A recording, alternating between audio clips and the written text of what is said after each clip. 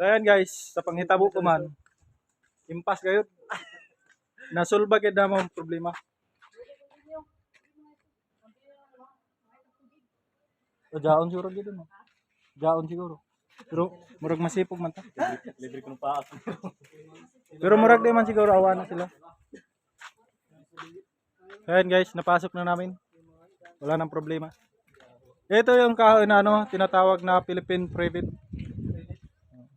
At saka ito kalipayan. I don't know what is that. Ayan guys, in fairness. Maganda naman at saka mabait yung land owner nito. Kaya okay, napakasulit. Dito kami sa kasi to guys, private property. So that's why kinahanglan nato mananghid sa owner para okay nga to trabaho. Ayan, update ko lang kayo mamaya.